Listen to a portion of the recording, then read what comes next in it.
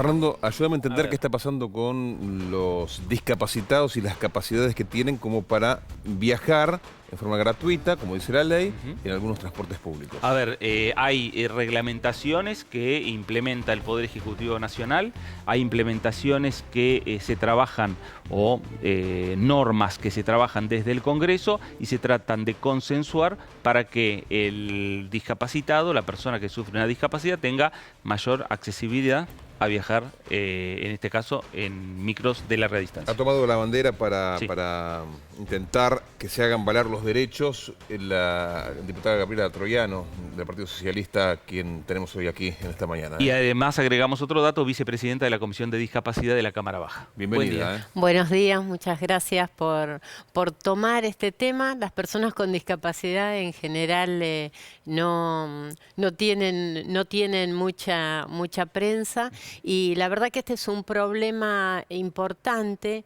que se viene sufriendo de hace mucho tiempo, la posibilidad de acceso al transporte público, no solamente por esta traba que es el decreto 118, sino también porque no hay micros de media y larga distancia con accesibilidad. Incluso las terminales de ómnibus, la de Retiro, no tiene accesibilidad.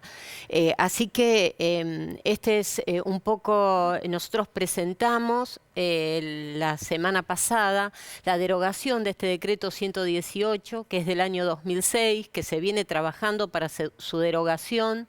Tal es así que la Corte, por un amparo presentado ante los tribunales, la Corte Suprema ¿Qué dice en el decreto, diputada? El decreto restringe la cantidad de asientos para las personas con discapacidad. Cada 54 asientos lo restringe a 1.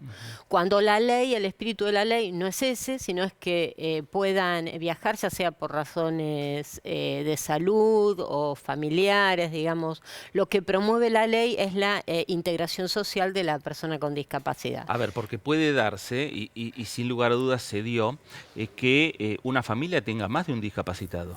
Claro, bueno, el amparo se da, es un grupo familiar donde los 4 tienen una discapacidad, entonces no podían viajar juntos porque se le establecía esta limitación. Además de esta limitación hay otras, porque se le pone una restricción donde se le obliga a la persona con discapacidad, cuando va a sacar su pasaje, sacan solamente el pasaje y dicen con 48 horas de anticipación. Cuando la reglamentación dice que no puede superar las 48 horas, no quiere decir que tiene que esperar 48 horas, porque si uno viene viajando desde Salta y tiene que en Retiro cambiar, si en cada lugar que cambia, digamos, tiene que volver a comprar pasaje, tiene que esperar 48 horas, o así hay muchas familias que vienen al Garraham y como en su lugar no le venden de ida y vuelta como debería ser, después tienen que quedarse 48 horas obligatoriamente en la ciudad, con lo cual los gastos... A ver, estamos ante un hecho de discriminación velada, ¿no? O sea, está clarísimo que se está discriminando a las personas con discapacidad. En un sector que innecesariamente, además, sí, pero innecesariamente. Además, un sector que está lleno de subsidios. Exactamente. Lleno de subsidios. No es que viven solamente del ticket que compramos nosotros los usuarios. Tienen subsidios por todos lados. Tienen subsidios y el pasaje se lo pagan. O sea, el pasaje que se utiliza si una persona con discapacidad se presenta en ventanilla a comprar su pasaje, le van a pedir el certificado de discapacidad y el documento. Y se van a quedar con una copia de ellos. Entonces nosotros decimos también, las personas con discapacidad queremos también ser control, digamos, favorecerle o prestarnos al Estado para controlar.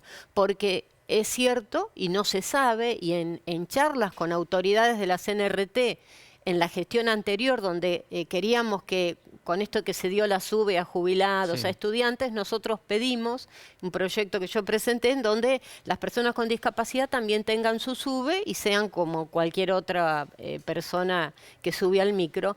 Entonces ellos nos decían la dificultad de controlar la cantidad de pasajes que se utilizaban. Claro, porque la empresa se queda con la fotocopia del DNI y del certificado, y uno no sabe cuántas veces la utiliza y cuántas veces el Estado paga, quizás por viajes que a lo mejor uno no hizo. A ver, lo que quiere Entonces, decir... esas cuestiones se tienen que controlar. sí. Nosotros estamos planteando también esa necesidad de que, digamos, que se tenga en cuenta de que en los debates participen las personas con discapacidad, que además es algo que está establecido en la Convención Internacional, que adquirió carácter constitucional, rango constitucional en nuestro país en el año 2014, y en donde establece también que no se puede obstaculizar a la persona con discapacidad, y esto del transporte es una clara obstaculización contra la integración, pero yo creo que esto se ve agravado cuando nosotros tenemos muchísimas discapacidades producto de enfermedades poco frecuentes, que ahora hace poquito se celebró el Año Internacional, en donde no hay médicos que puedan atender esas enfermedades en cualquier lugar del país. Mucha gente del interior viaja al Hospital Garrahan, acá en Buenos Aires, y tiene dificultades hasta de un mes. Igual, diputada, no hay que justificar la razón. No, hay que por justificarla. supuesto. Son personas que tienen capacidades Pero diferentes, es el que les cuesta extremo. más las cosas y que hay una ley que los ampara y se acabó. Exactamente, sí. Por eso nosotros estamos pidiendo un poco esta derogación y planteando la necesidad del control de la accesibilidad en las terminales, ¿no? Sí, no, lo que quería plantearle eran dos cosas que usted, una de las cosas que usted planteó que me parece que es a tener en cuenta. Las empresas le piden a usted, a una persona con discapacidad, que entregue su documento para hacer una fotocopia y su certificado de discapacidad. Esa copia, ese certificado, es el motivo por el cual el gobierno le va a pagar el asiento que ocupa la persona discapacitada. Pero esa empresa puede utilizar esos documentos para de manera reiteradas presentarlos en las autoridades competentes para que le paguen un asiento. Es decir, que un discapacitado no viaja o viaja una vez sola y a lo mejor la empresa le cobra al Estado 10 viajes. Claro, no hay control de eso. No hay control. No hay control. Claro. Pero por otro lado... Es arcaico, una fotocopia. Sí, claro.